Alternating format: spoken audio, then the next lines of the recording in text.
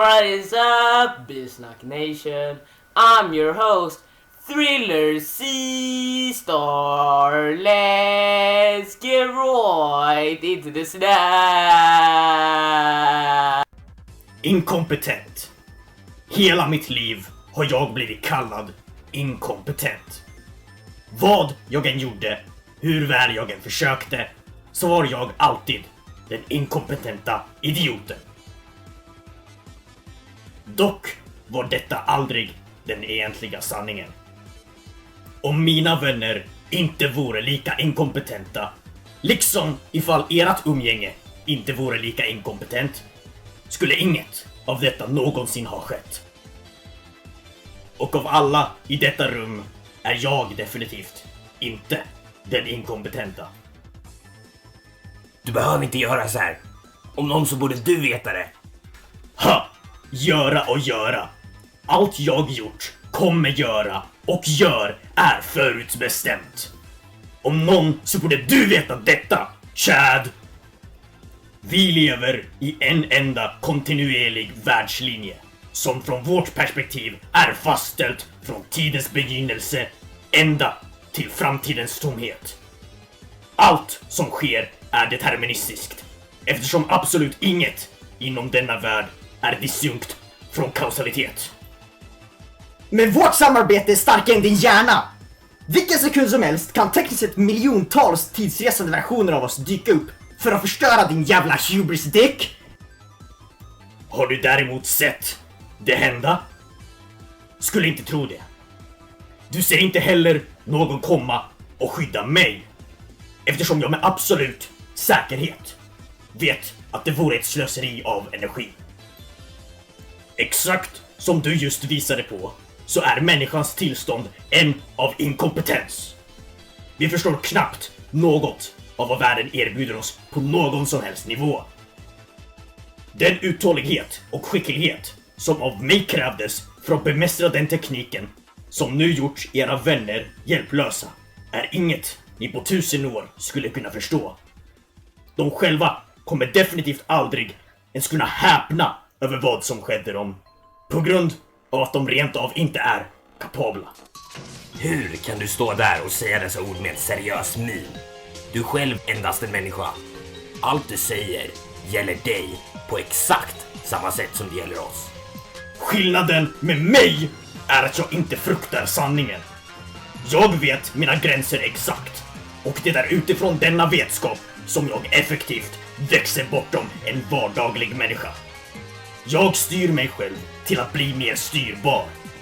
Å andra sidan håller jag ändå mina objektivt värdelösa vänner kära, vilket tillåts då skiftet mellan ömsesidighet och sanningsenlighet sker som i trycket på en mental knapp. Denna knapp styrs sedan av en enkel värderingsalgoritm som tillåter mig att agera med enorm effektivitet. När allt kommer omkring så var jag aldrig mindre kompetent än någon annan. Och med tiden har jag även lärt mig att strävandet efter en samhällets acceptans aldrig behövde vara en påverkande faktor i mitt liv. Jag behövde aldrig beröm eller erkännande, eftersom min existens per definition redan erkänner min sanna potential. Att jag nu reflekterar över detta är endast toppen av det isberg som med all mänsklighetens säkerhet bevisar min fortgående funktionella utveckling. Tongo bara fortsätter babbla på. Han planerar definitivt något. Men vad kan det vara? Hela vår strategi har vänts på sitt huvud nu när Leif 42 inte kan använda sin omvandlingsteknik. Jag ska leva det liv jag är förutsagd att leva. Med huvudet först dyker jag in i framtiden, omsluten av oändliga nivåer av skydd och beredskap för att eliminera hotens värdelösa osäkerhet. Ta dessa ord till hjärnan, eller inte. Ingen som helst vinst fås i något era fall. Vilken galning! Nu ska han få för vad han gjorde mot våra vänner. Egentligen skulle jag ju ha väntat in Nemos attack, men jag får väl avvika från planen. Fast jag måste verkligen vara försiktig. Jag höll ju nästan på att falla in i Tongos fälla nyss. Om inte Erik hade gömt sina nanorobotar tillräckligt långt bort skulle jag också ligga på marken just nu. Men hur skulle vi kunna veta att Tongos kraft är typ att ta ett spegelrum, eller vad fan? Vår plan har fungerat lite grann, men på helt fel sätt. Fast det kanske hade varit lika bra om jag var den som låg på marken. Jag hade väl ändå fött sån eftersom jag är en Leif. Men jag har inte tid att tänka på det nu. Jag måste fokusera. Varje sekund räknas. För att rädda de andra måste vi få Tongo att gå bort från kropparna. Allt hänger på att jag kan komma nära honom utan att han märker det. Hoppas det fungerar bara.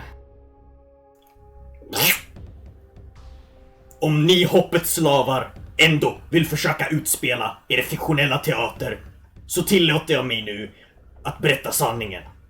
Sanningen om den absoluta värld vi lever i, så som jag i den har alstrats. När jag äntligen lämnade mitt före detta hem bakom mig befann den sig i ett kaos utan motstycken. Min gamla värld var totalt efterbliven. Vid tiden av min födsel hade exempelvis slavarbete precis ansetts som oetiskt. Livet mitt var långt ifrån det typiska där. Som blodsbunden kusin med drottningen av Danmark behandlades jag adligt under mina ungdomliga år. Min familj skaffade mig en av de bästa utbildningarna som fanns att hitta bland de 19 danska provinserna. Och utan bekostnad tilläts jag åka runt och besöka laboratorier och universitet för att ta del av samtidens vetenskapliga framkant. Trots denna uppväxt blev jag enormt diskriminerad av släkten. De efterfrågade alltid mer och mer av mig. Och till slut skulle inte ens den effektivaste personen ha kunnat uppnå förväntningarna. På grund av detta föredrog jag att vandra runt mellan var stads institut istället för att stanna hemma.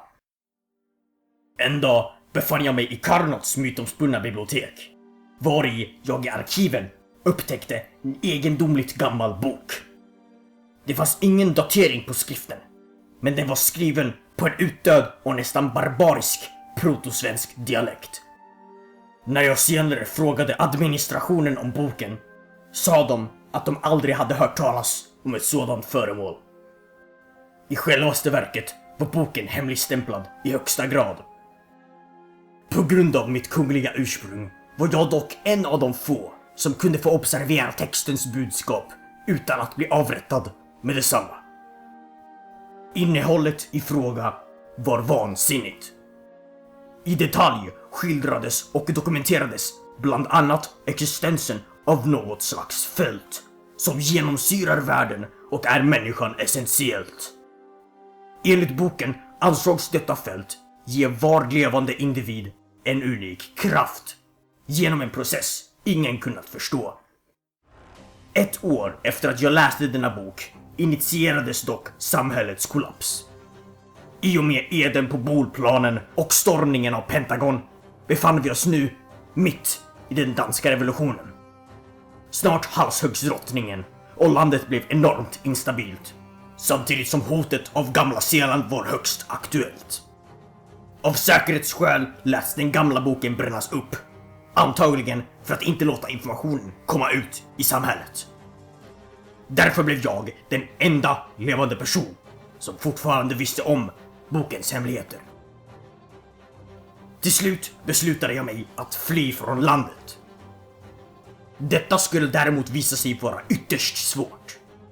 Och även om jag faktiskt lyckades skulle revolutionärerna till slut hitta mig och döda mig i brödraskapets namn. Av denna anledning skapade jag en teleporteringsmaskin, helt baserad på bokens extraterroriska information. Därmed kom jag till världens grannuniversum, varifrån resten av vår grupp härstammar. Genom internet fick jag lära mig om alla nutidens vetenskapliga framgångar, vilka låg långt bortom hemvärldens. Ytterligare fanns det knappt någon individ som visste om varken krafterna eller fältet som boken hade predikat om. Därför bestämde jag mig att inte berätta om dessa uråldriga krafters sanna verklighet till någon. Det var nu jag träffade Anthony. Och tillsammans grundade vi Fuck Dicks. Som en vän lärde jag gruppens medlemmar att aktivera sina specifika förutsedda krafter. Stefan var dock väldigt svagt kopplad till sin kraft. Vilket fick Anthony och Fredrik att dra slutsatsen att han inte hade någon alls. Därmed gick vi efter strumpan för att ändra på Stefans kraft.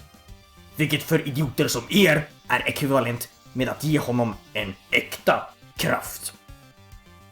Egentligen har han alltid haft en kraft, lika mycket som vi andra. Ödet är absolut, och ens kraft är lika inneboende som ens medvetande. Just på grund av detta sistnämnda faktum är människan totalt inkapabel att märka kraftens sanning utan extern inlärning.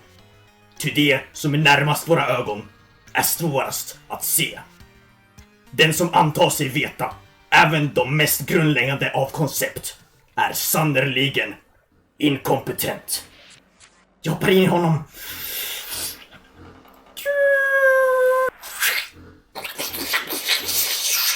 Var berättelsen för tråkig för din smak?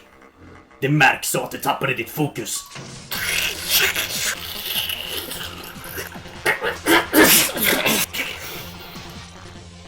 Du är smartare än du ser ut, gamle man.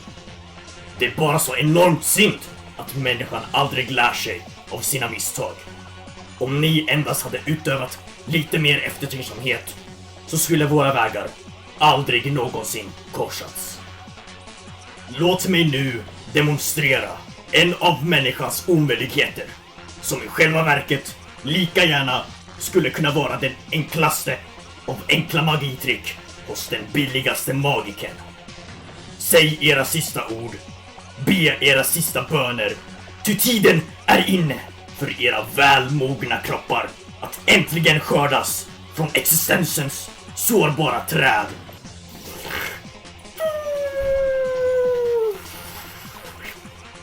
Vad det... Inkompetent. Lej 72, stå inte bara där, hoppa in i Leo. Va? Det är omöjligt. Min kraft är att spela med gitarr. Jag kan inte hoppa in i folk.